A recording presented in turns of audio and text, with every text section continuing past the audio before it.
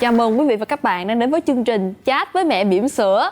Ngày hôm nay là một khung giờ phát sóng quen thuộc. Chúng ta lại được gặp nhau để nạp thật là nhiều năng lượng, nghe thật nhiều câu chuyện và thật là hào hứng. Đến với chương trình thì sự xuất hiện vô cùng là quen thuộc, chính là Thanh Trần và thạc sĩ tâm lý Tô Nhi A. Chị chào, mà chị áp lực lắm đó. Cứ mỗi lần mà em chuẩn bị giới thiệu chị mà em cười đó, cái nụ cười của em nó Nhầy sao? không phải nói nhai, nó đầy tính toán. Bữa nay em tính cái gì trong đầu vậy? Để tính coi là khách mời của chúng ta ngày hôm nay có hợp rơi với chúng ta không nè. Chị có không, tò chị mò nghĩ là không? kiểu gì cũng hợp rơ hết á. Cho nên chúng ta chỉ có nương theo câu chuyện của họ thôi. Mà thiệt ra câu chuyện nào của tất cả các bà mẹ bỉm sữa nó cũng đều đặc sắc hết. Đúng. Không ai giống ai đâu. Đúng. Vậy thì chúng ta hãy đến với sự xuất hiện của khách mời chúng ta ngày hôm nay. Vâng, xin mời. Chào chị Tô Nhi A, chào Thanh Trần. Cực kỳ đặc sắc. Sao đặc sắc vậy chị? Ê, tao bắt đầu hiểu ra cái nụ cười hồi nãy rồi đó. Nói gì đâu. Mời chị giới thiệu về bản thân. Xin chào quý vị khán giả, là Pông Chuẩn. Công việc hiện tại thì đang là một stylist. Thời gian kết hôn và chị có mấy bé rồi? Thời gian kết hôn thì mới được 2 năm. 2 năm 2 đứa rồi. Bây giờ là đứa thứ 2 rồi. 2 năm 2 bạn rồi. Dạ vâng, đây là bạn này thứ là 2. bao nhiêu tháng? Bạn này chào là con. được 6 tháng ạ. Dạ. Như vậy thì bạn kia sẽ là mấy tháng? Bạn kia mới được 1 tuổi. Bạn kia là Rồi, bây giờ chúng ta chốt lại. Đây là chị Bông Chuẩn hiện tại đang mang thai 6 tháng. Chị Thanh Trần hiện tại đang mang thai 5 tháng. Và một chị mang thai quanh năm suốt tháng. Với là chị Tô Nhi A. Vâng, xin mời. Nhưng mà quý vị em tốt bụng. Cái này được gọi là tốt bụng quanh năm. Đội hình mình cân đối quá ha. Cân đối ghê luôn á. Mà em thấy chị rất là giống em ở chỗ là gì? Cưới chồng 2 năm. 2 năm 2 đứa. Cưới chồng 2 năm. Cưới chồng Cưới chồng được 2 năm luôn. Cưới chồng được 2 năm rồi. Trời ơi, y chang nhau luôn. Y chang luôn á. Vậy thì chị hãy kể về cái chuyện mà khi mà mình biết tin có bầu biết đâu giống nhau nữa, sao rồi chị kể đi chị. Trời ơi, nó đã tìm được đồng minh rồi. Thì thực ra lúc mà em có bầu đứa thứ nhất thì là mới quen chồng em được khoảng hơn 1 năm.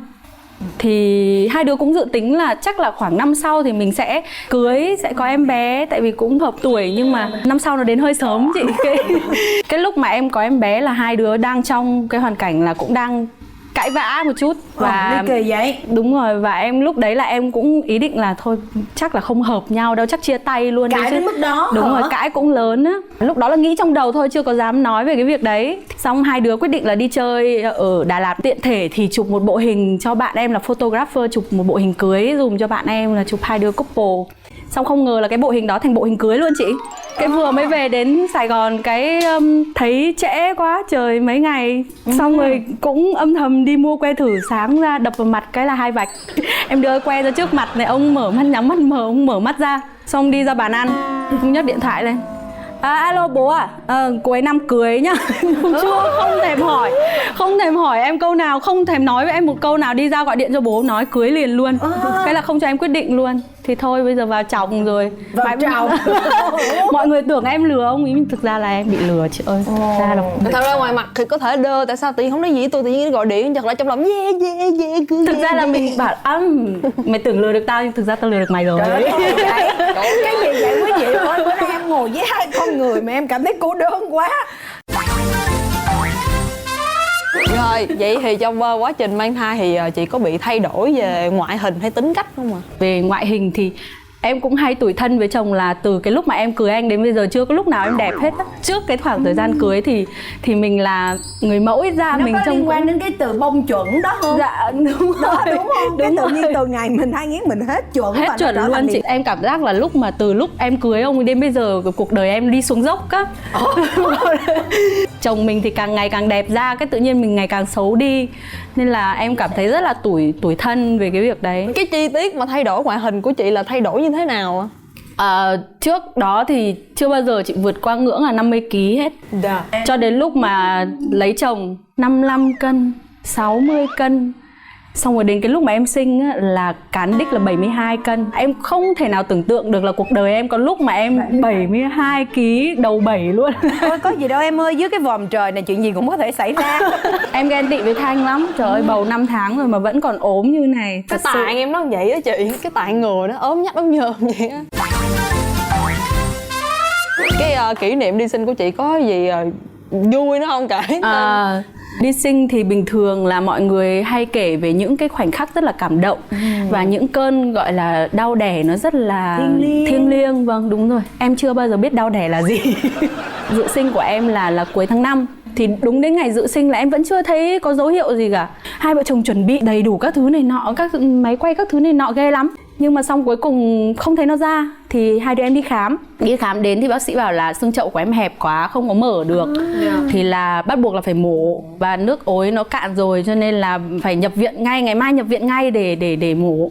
Thì trưa ngày hôm sau mổ thì bọn em có một đêm ở trong bệnh viện nghỉ ngơi để sáng hôm sau mổ. Thì tối hôm đấy chồng em mang loa đến. Bọn em có một buổi party quẩy tưng bừng trong bệnh viện trước khi sinh. Được luôn. Dạ đúng rồi. Mà không hề có cảm giác gì là mình đang sắp đi đẻ.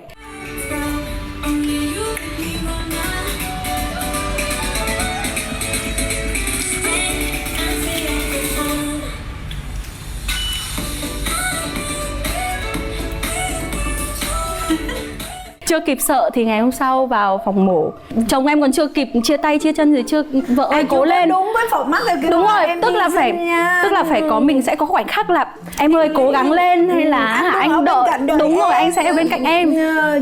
Hai vợ chồng chưa kịp ôm hôn nhau thắm thiết, các em đưa vào phòng. Chị hộ tá bảo em thay đồ đi. Thay xong em đi vào phòng, em nằm lên giường, em banh hai tay ra vậy. Thế là em mổ. Là em biết là lúc đấy là em biết là em phải mổ ngay. Em có ngay lập tức không? Em có ngay lập tức hỏi là chị ơi tại sao chị không cho em một giây chuẩn bị nào hết, không khởi động gì cả, có không? Dạ không kịp hỏi, bởi vì ngay lúc đấy em chuẩn bị hỏi thì chị mở bài Người hãy quên em đi của Mỹ Tâm á, chị bật cho em nghe. Trời, chị hộ lý rất Đúng. có ngu. Người ta đi đẻ mà bật cái bài là Người hãy quên em đi. Cái niềm gì kỳ vậy? Em cũng không hiểu sao bật bài nhạc đó luôn á.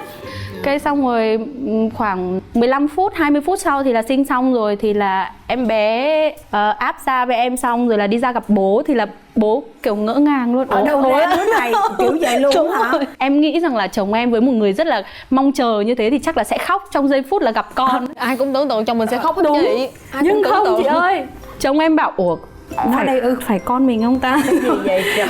Sao cái mặt nó tím bầm mà sao nhìn nó như con khỉ con. Trông nó như con khỉ con vì nó nhăn. Rồi sau đó khi nào mới được gặp vợ? Thì trong lúc em nằm trong phòng hồi sức thì em cũng thấy 30 phút là có một cuộc điện thoại. Chồng em gọi lên liên tục mà hỏi xem em có sao không, rồi bao giờ được về. Thì lúc em về thì thấy ông đứng ngoài cửa đợi sẵn rồi. Nhưng em cứ nghĩ rằng giây phút đó rất là thiêng liêng và cảm động. Thì chồng em cười phá lên và quay clip em tiếp tục. Trời ơi em ơi, trời ơi em có một ông xã. Thật sự luôn, ông vạch bụng em lên và ông hỏi rằng ủa em đẻ chưa? Tại sao bụng em vẫn như thế này? Em chảy nước mắt luôn đó chị. A Thanh cũng từng sinh mổ nè. Nó có một cái vấn đề đó là khi mình sinh mổ á, thậm chí nhiều khi mình muốn ho, mình ho cũng không được. Nó Đúng đau chị lắm. ơi, đau lắm. Em đã phải sống sót thế nào với một ông chồng mà luôn có Em sống sao nhiều nổi trò. chị ơi. Bây giờ em còn ngồi đây là em cảm thấy mình rất may mắn đó chị. 5 ngày em ở trong bệnh viện. Thì ngày thứ 2 em phải tập đi rồi, em thấy tập đi khủng khiếp không? Mà ông ấy lại tiếp tục clip của ông ấy chị ạ. Tức là hai đứa ban đêm thì ở ngoài sảnh, nó có một cái sảnh để đi bộ. Hai đứa dắt nhau đi ra ngoài đó đi. Buổi tối là sẽ có hai chị hộ lý ở đó để canh chừng. Thì bọn em như là chương trình gặp nhau cuối tuần của hai chị ý đó. Hai chị ngồi xem hai đứa em mà như xem xiếc á. Chồng em dắt em đi. Má ạ, ông dắt em được một đoạn thôi. Ông buông em cái ra sau đúng ông buông em ra. Đây. Vợ lại đây vợ. Vợ ơi. Vợ đi kết quắc đi vợ. Trời ơi, mà em cũng chịu khó. Em cũng hợp tác. Em cũng hợp tác lắm chị. Em cũng đi kết quắc. Mình cũng đâu có vừa. Bắt đầu đi đẹp, đi đẹp vào.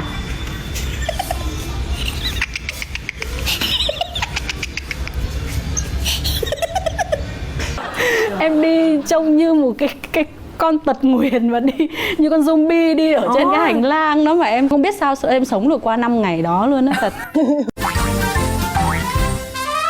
Vậy thì cái quá trình mà chăm sóc con sau khi mà sinh mổ xong á thì nó có khó khăn với vợ chồng chị không? Nói chung là về việc chăm con thì đúng là em cũng khá may mắn, bởi vì chồng em là một người mà hiểu biết nhiều hơn em về việc chăm con luôn. Từ đó đến giờ Em cũng chưa có phải động tay vào việc gì nhiều. Về việc là thay tã thay bỉm những ngày đầu tiên luôn là đã ba làm rồi. Rồi học cách tắm rửa cho con các thứ này nọ cũng là học các cô, rồi tự anh làm hết. Còn không cho bà nội động vào cái việc tắm luôn. Quý vị ơi, mỗi nhà mỗi cảnh. Nhưng mà với cái câu chuyện này tới đây, tôi chỉ muốn nói một điều rằng là thực ra nếu như chúng ta muốn, chúng ta hoàn toàn có thể hình thành được những cái kỹ năng đó bằng nhiều cách khác nhau. Hy vọng rằng là chúng ta sẽ có thêm nhiều ông chồng như vậy nữa. Tôi biết các anh rất là cực nhưng mà được nha các anh, hoàn toàn Bố được. chị nghe nói là Thanh đâu có tắm cho con trong 1 năm đầu tiên hả? Dạ đúng rồi. Hộ lý Muốn người khác bước y tá về Tại nhà sao em tắm. không để cho Khánh tắm? Khánh có tắm với chị nhưng mà còn xà bông. Dạ. Có tắm nhưng mà còn Là xà bông. cũng có cố gắng đúng không? Ý là Cố cũng gắng. cố gắng cái lúc mà rồi. đưa vô xong rồi em lấy khăn em lau, trời ơi nó ủa xà bông xà bông đó cũng là lần cuối cùng Khánh tắm cho con. Tội Khánh quá. Chuyển qua chuyện mà kiêng cữ sau khi sinh thì có phải kiêng cữ nhiều dữ lắm để có thể đúng. có một nhan sắc và vóc Tôi dáng thắc đẹp mắc hơn. vậy nè, bà rất là ít chăm con. Vậy thì lúc đó em làm gì? Quyết tâm đó là chữ chuẩn. Có không? Em cũng có quyết tâm lắm chị, nhưng mẹ chồng em nấu ăn ngon quá chị. Thực ra cái vết mổ nó sinh mổ là mình bị thiệt thòi Đúng hơn rồi. sinh thường rất nhiều, là đến tận 4 tháng sau em vẫn còn đau cái vết mổ nữa. Thì em cũng tự thông cảm cho em và em cũng ở nhà ăn và ngủ đều đặn. Tự thông cảm cho chính mình. Sau khi mà 1 tháng thì em thấy là sau cái dịch vụ chăm sóc mẹ và bé sau sinh á, thì em giảm được tận 15 kg. Thì em cứ nghĩ là giảm cân dễ, ổn rồi. 15 kg 1 tháng thì trời ơi mấy cái cân này nhằm nhò gì. Em ăn tiếp. Và em tự an ủi mình rằng là nó sẽ ra sữa cho con. Không sao đâu, mình từ từ mình giảm cũng được. Cho đến tháng thứ 6 em bắt đầu quyết tâm đi tập. Vừa mới hết đau cái em đi tập liền. Tập được mấy ngày nè? Được 2 ngày cái Biết mà, vâng, ngày thứ 3 có bầu. Đó, hoàn cảnh em nó trớ trêu lắm chị, đâu phải em không muốn đẹp hoàn đâu. cảnh lắm luôn. Em trớ trêu lắm chị ơi. Giống em lúc mà đi khám ở bệnh viện phụ sản á, đi khám lại để mà cấy que để mà tránh thai chị. Bữa đầu là đi tư vấn em thì chắc em không sợ, không chịu đau được đâu, cho nên là em không có đặt vòng được bác sĩ, mình còn cái phương pháp nào nữa không? Còn cái que em bữa sau quay trở lại dạ em có bầu. Thật sự vâng, hoàn cảnh bọn em nó trớ trêu lắm chị ơi, trớ trêu. Bị vỡ kế hoạch đó chị. Như vậy thì lúc đó còn cho bé đầu bú sữa mẹ không? Khi mà mình biết mình có mang. Là em vừa mới dứt sữa mẹ cho bé đầu. Là cho con ăn dặm. Đúng rồi, là bắt đầu cho nó ăn dặm. Thì có gì vui không? Ăn dặm cũng dã man lắm chị ạ. Thật sự nó là một cái giai đoạn em cứ nghĩ rằng là đi sinh là một cái điều rất là Khó. ghê gớm rồi. Mình đã vượt qua rồi. Nhưng tháng đầu tiên nó còn kinh khủng hơn. Em cứ nghĩ đến đấy thôi là kịch kim, là gọi là hết những cái sự kinh khủng rồi. Nhưng mà ăn dặm nó còn là một cái giai đoạn kinh khủng hơn. Rồi sao? Là bà nội em thì cũng là một người rất là tiên tiến, cũng văn minh, cũng không có ép là phải ăn nhiều hay là sao, hay là phải tăng cân. Nhưng mà khi mà em bắt đầu cho mỡ ăn dặm là em cho ăn tự chỉ huy. Nói chung là nó ăn không được bao nhiêu, chỉ bày bừa là chính.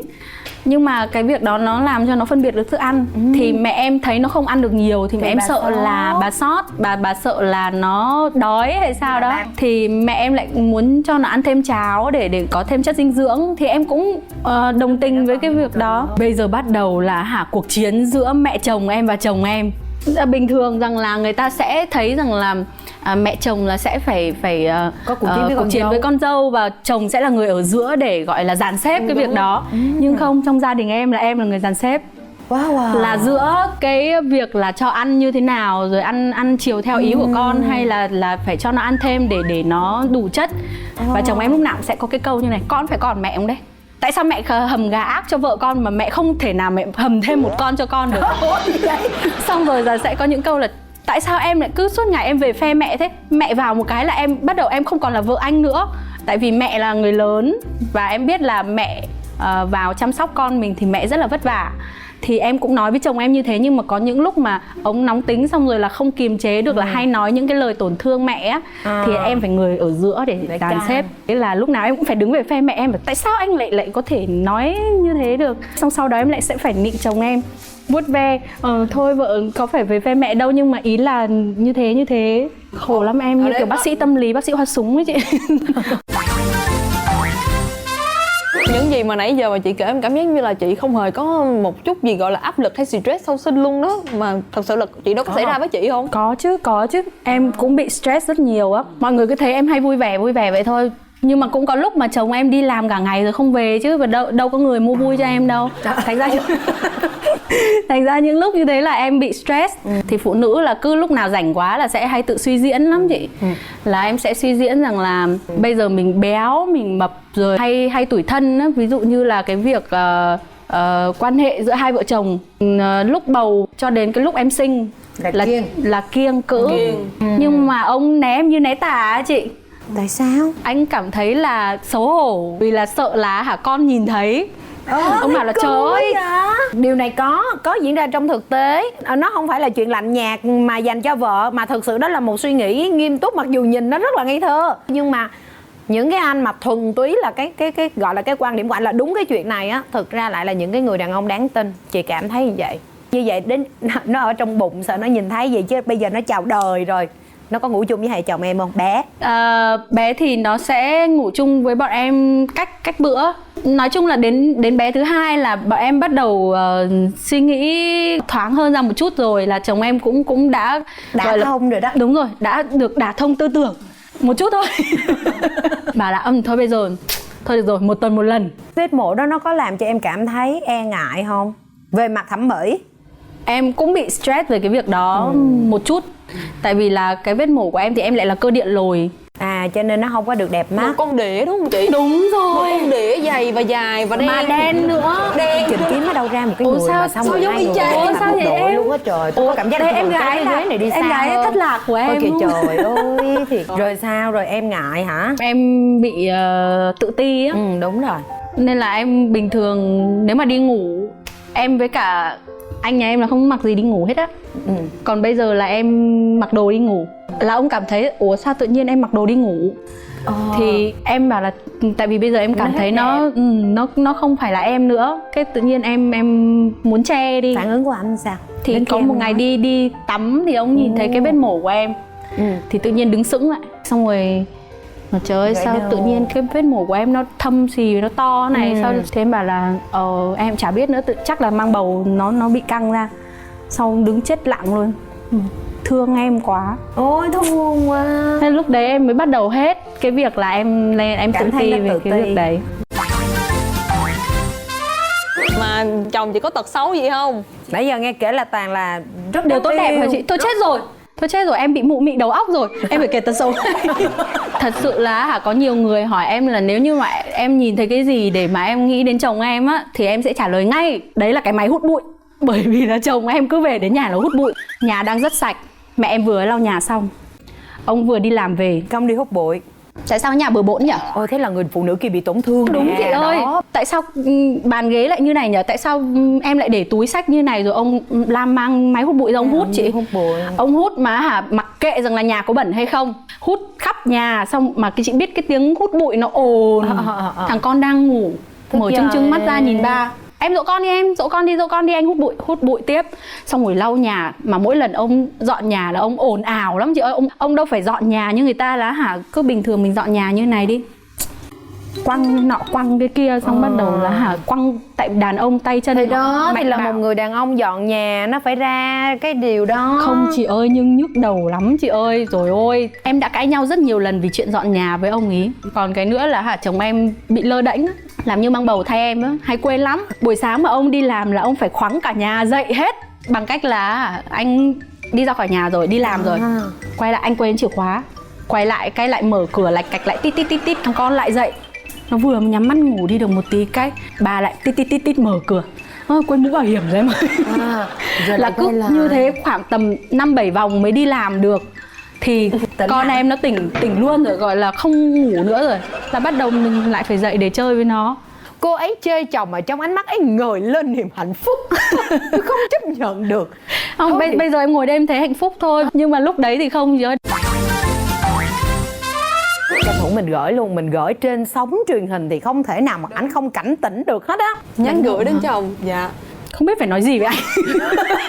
Trong cuộc sống bình thường thì chồng em được bênh rất là nhiều.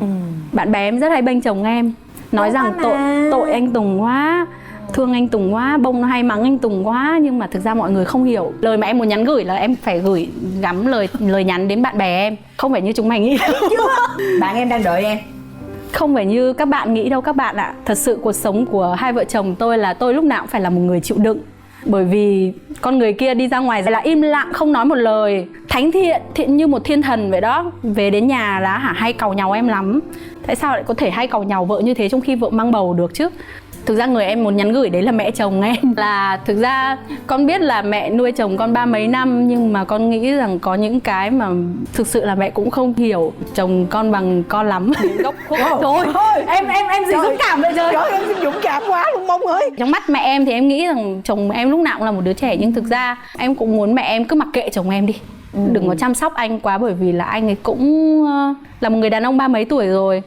Và anh ấy nếu như mà không chăm sóc anh ấy thì anh ấy sẽ tự chủ động anh ấy làm cái việc đó.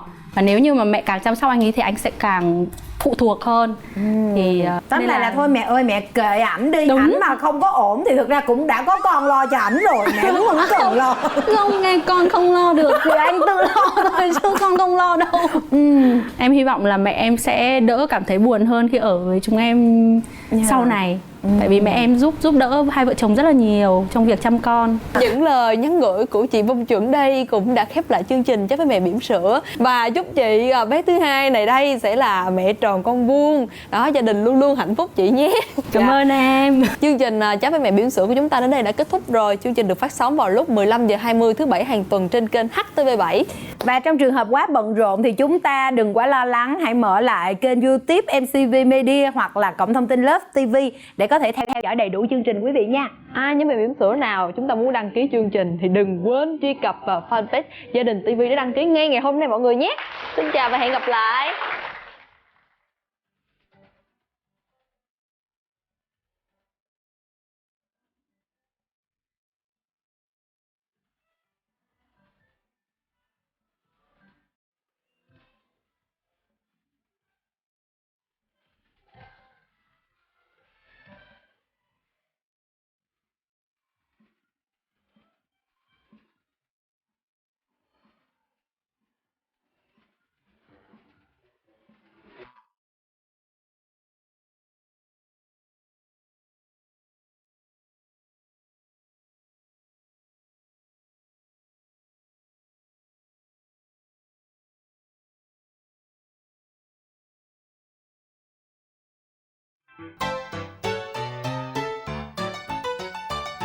Khi mà em phát hiện là em có thai á, cũng là phát hiện ra cái sự thật sau con người chồng sắp cưới của em.